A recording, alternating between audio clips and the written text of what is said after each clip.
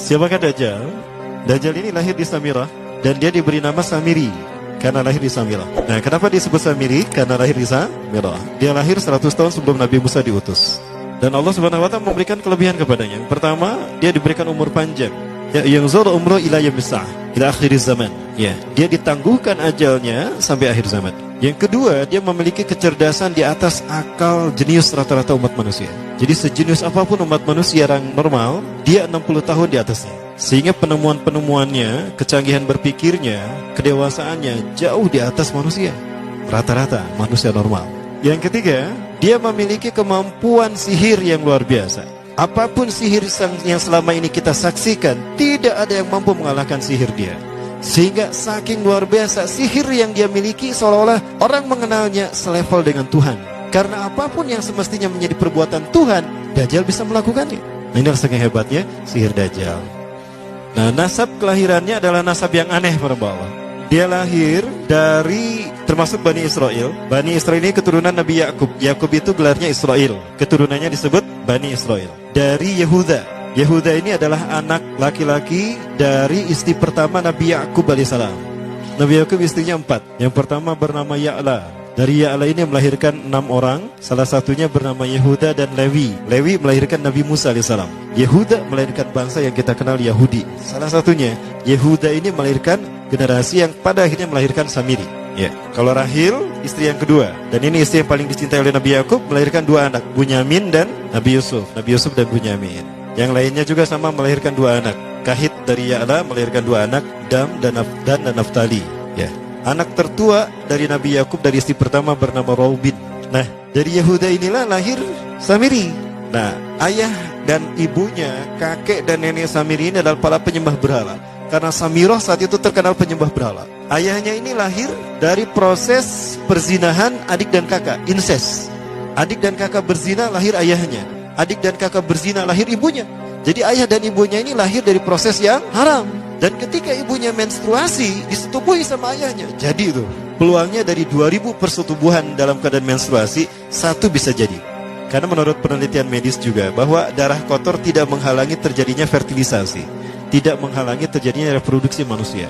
Jadi tetap pembuahan ovum oleh sperma bisa terjadi walaupun ada dalam medium darah kotor, menstruasi. Nah, ketika itulah hamil dan lahirlah Samiri. Rasulullah SAW menyebutkan dalam Musnad Imam Ahmad, ayah dan ibu Dajjal ini melewati perkawinannya selama 30 tahun tanpa melahirkan seorang anak pun. Dan di tahun ke-30 pernikahannya melahirkan Dajjal, melahirkan Samiri. Kelahirannya ini akan menjadi petaka bagi kedua orang tuanya. Dia adalah orang yang paling sedikit manfaatnya dan paling banyak keburukannya bagi manusia, terutama bagi kedua orang tuanya.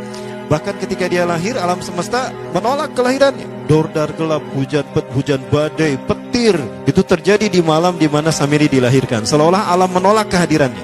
Nah, sejak lahir sampai usia 5 tahun dia tidak netek sama ibunya. Kebayang, 5 tahun air susu ASI tidak ditetekkan. Itu yang menyebabkan terjadinya kanker payudara. Maka ibunya pun meninggal gara-gara kanker payudara ini. Nah, ibunya meninggal gara-gara itu. Terbukti apa yang disampaikan Rasulullah. Kelahirannya menjadi petaka bagi kedua orang tuanya. Begitu pula ayahnya, maka ayahnya menjadi single parent. Nah, kemudian di tahun yang kelima, sejak lahir sampai 5 tahun, kenapa dia tidak menetek pada ibunya? Karena kerjanya tidur melulu. Disebut mati, dia bernafas dan cuma berdetak. Disebut hidup, dia tidak bergerak. Antara hidup dan mati, la yamutu wa la yahya. Nah, maka di usia ke-5 tahun, nah ini terjadi peristiwa yang menarik. Apa itu? Samiri bangun dari tidurnya di tengah malam dan tidak ada orang yang menyadari Samiri bangun. Dia merangkak dan pindah ke berhala yang terbesar. Nah, dia pindah ke pangkuan berhala terbesar, tidur di sana. Dan ternyata ketika berada di berhala terbesar tadi, ya buang air kecil dan buang air besar. Besoknya itu adalah hari pemujaan kepada dewa-dewa mereka, bangsa Samirah. Apa yang terjadi? Ketika terjadi ritual pemujaan tadi, maka sang raja yang dipertuhankan oleh kaumnya mencium sesuatu yang tidak enak. Bapaknya Samiri ini adalah tokoh agama paganisnya. Pas dilihat, kaget sang raja. Ternyata itu pesing berasal dari pantatnya si Samiri yang ada di pangkuan berhala terbesar. Marah murka tuh sang raja. Itu anak kamu, kenapa ada di situ? Kurang ajar kamu yang telah menghina Tuhan kita. Kenapa kamu pindahkan anak kamu ke situ? Oh tidak Tuhan, saya tidak memindahkannya. Bagaimana saya bisa menghina Tuhan saya? Lalu siapa yang memindahkannya? Kan dia lumpuh. Nah, sekali lagi, kehadirannya menjadi petaka bagi kedua orang tuanya. Akhirnya raja marah dan ayahnya dipenjara. Selama ayahnya tidak bisa membuktikan penghinaan tadi, maka ayahnya dihukum mati. Pada akhirnya ayahnya pun dihukum mati. Ya, sedikit manfaat bagi kedua orang tuanya. Maka kemudian dia hidup pelihara oleh sang raja. Dan pas di usia dia 5 tahun itu, Allah menimpakan murkanya kepada bangsa Samirah yang sudah kelewat batas, maksiat, dan sudah tidak ada toleransi dari Allah untuk mereka hidup di bumi. Maka Allah perintahkan mereka Jibril menghabisi mereka. Maka bangsa Samirah itu pun diratakan. Si Samiri karena masih balita, ya Allah selamatkan dia lewat malaikat Jibril. Diselamatkan dia dan ditempatkanlah di pulau entah berantah. Ada yang menyebutkan pulau ini berada di Laut Yaman, dan pulau ini dinamakan Pulau Socotra. Pulau Socotra ini adalah pulau yang berada di ujung Jazirah Arab. Nah, ini Pulau Socotra. Ini pulau tempat di mana Dajjal atau Samiri dibesarkan sejak 5 tahun sampai usia 100 tahun. Ya, dari usia 5 sampai 100 tahun dia tinggal di Pulau Socotra ini. Nah, Pulau Socotra ini adalah pulau yang berada di kawasan Yaman. Pulau yang memiliki banyak keunikan luar biasa. UNESCO sempat ingin menjadikannya keajaiban yang ke-8. Kan ada 7 keajaiban dunia ya. Yang ke-8-nya tadinya ini. Namun karena dia terkait dengan Samiri Dajjal, maka banyak negara yang menentangnya, terutama negara-negara yang menjadi pengikut Dajjal. Maka pada akhirnya pulau ini dirahasiakan. Nah, sebetulnya pulau ini unik kalau kita ingin berekreasi ke sana. Namun karena posisi yang terpencil, jarang orang mengikutinya. Para wisatawan jarang mengunjunginya. Padahal sesuatu unik, termasuk binatang dan penghuninya tuh unik-unik. Pohonnya unik. Dunia menyebutnya pulau ini dengan pulau julukan dari pulau alien hingga pulau neraka.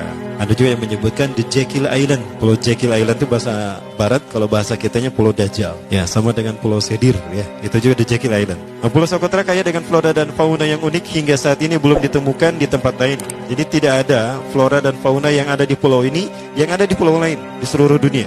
Hanya ada di pulau ini.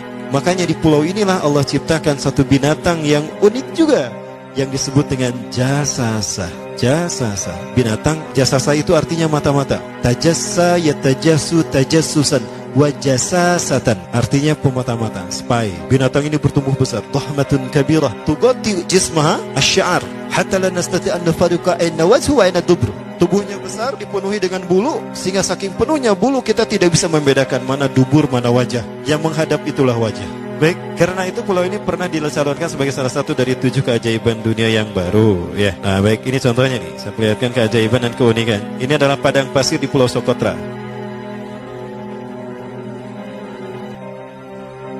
Ini burung, salah satu jenis burung yang bisa kita jumpai di Socotra. Dan ini kepiting unik, kepiting Pulau Socotra. Aneh ya, kepitingnya seperti itu. Ini laba-laba langka di Socotra, mirip tarantula. Dan ini pohon darah naga yang ada di Pulau Socotra juga. Nah, ini salah satu jenis pohon Dorstenia Socotra. Dan ini juga pohon yang lain, pohon Dendrosisaios Socotra. Ya saya sebutkan lagi ya. Nah, ketika di pulau itu sebelum bertemu dengan Nabi Musa, Samiri di pulau itu yang hanya tinggal dengan seekor binatang jasasa. Binatang jasasa ini memberikan beberapa hal kepada si Samiri ya. Allah Azza wa Jalla menciptakan binatang berbicara yang bernama jasasa. Dia di mana lahirnya, ajalnya, matinya sama dengan ajal Dajjal. Begitu pula muncul dan menghilangnya. Binatang inilah mengajarkan akidah tauhid kepada Samiri muda. Pelajaran ini kononnya ditulis oleh Jibril alaihissalam dalam bentuk panel-panel atau prasasti. Isi prasastinya panel 1. Yang ditulisnya malaikat Jibril, panel 1 itu berisi kalimat la ilaha illallah, tidak ada Tuhan selain Allah. Ini dijelaskan oleh binatang jasasa. Yang kedua, panel kedua berkata Allahu wahid la syarikalah. Allah Maha Esa, tidak ada sekutu bagi Allah. Itu dijelaskan juga oleh binatang jasasa ini. Nah, binatang jasasa ini sekali lagi dia bertubuh besar. Kategorinya adalah kelasnya itu mamalia, genusnya mamalia. Cuma saya tidak tahu nama spesiesnya apa. Pada tahun 2017, akhir dari bulan Agustus di Filipina ditemukan binatang seperti ini. Ciri-ciri binatang ini nyaris sempurna seperti ciri-ciri binatang jasasa yang disebutkan Rasulullah terkait dengan binatang yang memata-matai Dajjal. Tubuhnya penuh dengan bulu. Ini disebutkan dalam surat An-Naml ayat ke-82. Ya, binatang ini seperti ini dan dia tidak pernah jauh dari laut karena dia selalu ingin membasahi tubuhnya dan dia pun makan dari makanan ikan laut. Maka dia tidak pernah jauh dari pantai. Seperti ini. Nah, binatang inilah yang mengajarkan prasasti mengajarkan akidah tauhid kepada Samiri muda. Yang ketiga, engkau diurus oleh Jibril, karena itu janganlah engkau mengkhianati janjimu dengan Allah. hanya engkau saja di pulau ini. Panel yang kelima, makanlah dan nikmatilah makanan dan minuman yang menjadi rizki dari Allah sesuai kehendakmu. Tidurlah sesukamu, tapi sembahlah Allah dalam berbagai keadaanmu dengan tasbih keesaan Allah kepadanya, yaitu dengan melaksanakan solat yang diwajibkan kepadamu. Allah lah sang raja, Allah yang Maha Esa. Dia tidak berayah dan tidak pula mempunyai anak. Allah Tuhan Tuhan yang maha besar dan maha agung. Dialah yang maha raja. Ada 7 panel. Panel yang ke-7 bercerita tentang Nabi Muhammad. Panel yang ke-6 itu bercerita tentang nabi-nabi. Dan khusus panel yang ke-7 cerita tentang Nabi Muhammad. Jadi Dajjal sudah tahu, Samiri sudah tahu bahwa akan diutus Nabi Muhammad di akhir zaman. Dan itu Nabi yang terbaik. Makanya dia iri. Nah, selesai panel ini disampaikan, maka binatang sejasasa berkata, wahai Samiri, saksikanlah aku telah menunaikan, innani qad fa'altu ma umirtu min rabbi. Demi Allah, saksikan aku sudah menunaikan apa yang diperintahkan padaku, kata binatang jasasa. Maka sekarang adalah perintah terakhir, yaitu pertanyaan dariku untukmu. Hal tu'minu billah, apakah kau beriman pada Allah? Wa bima unzila ilaih, dan dari apa yang diturunkan kepada nabi-nabinya, kepada Jibril maksudnya. Famadal jawab ya Samiri, apa jawabanmu ya Samiri? Samiri tidak menjawabnya. Lama ditunggu-tunggu, Samiri tidak menjawabnya. Sehingga binatang ini pun pergi dengan menjerit, dengan jeritan yang membuat Samiri ini pekak telinganya.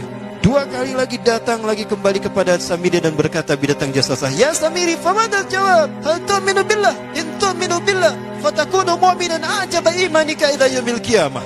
Jika kau beriman kepada Allah, maka sungguh kau akan menjadi mukmin yang menakjubkan imannya. Inna ajalaka ukhirat ila akhir zaman.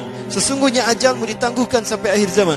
Jika kau beriman pada Allah, engkau akan menjadi mukmin yang menakjubkan. Fa in lam tu'min billah, tapi jika engkau tidak beriman kepada Allah, wa bima unzila ilaih, dan apapun yang diturunkan pada Jibril, innaka minal mal'unina ila yaumil qiyamah, dan kau terkutuk sampai hari kiamat nanti. Tidak juga dijawab. Pergi lagi binatang jasasa tadi sambil memekikkan suara yang pekikan yang keras. Yang ketiga kali yang terakhir dia bertanya kembali. Dan apa jawaban Samiri? Hei jasasa binatang buruk rupa, lihat di pulau ini tidak ada siapapun kecuali engkau dan aku. Dan yakinilah kalau panel ini bukan tentang Allah yang di langit sana, tapi yang disebut Allah itu saya. Hei jasasa, akulah Allah itu. Oh, dia menjerit dengan jeritan yang makin keras. Sampai si Samiri pun menutup kedua telinganya. Sejak saat itulah binatang itu pergi dan berkata, innaka dajjal, innaka dajjal, innaka dajjal. Engkau adalah pendusta, engkau adalah pendusta, pendusta sampai hilang suaranya. Di saat itulah Samiri mendapatkan gelar Dajjal. Jadi siapa nama asli Dajjal? Samiri. Dajjal artinya Al-Kazab, pendusta, bukan singkatan kadek.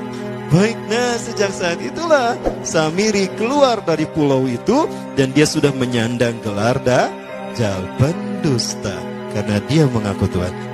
Baik, Iwabillah, jangan salah, Dajjal kecerdasannya mampu melakukan cloning dan mampu melakukan berbagai macam riset dan eksperimen. Hatta eksperimen yang mengilhami film Hook itu Dajjal bisa melakukan. Bahkan ketika orang membayangkan kendaraan tercanggih itu pesawat terbang, Dajjal sudah mampu membuat piring terbang dengan kecerdasannya. Ya. Rasulullah menyebutkan kendaraan Dajjal itu dia bisa terbang, kata Rasulullah.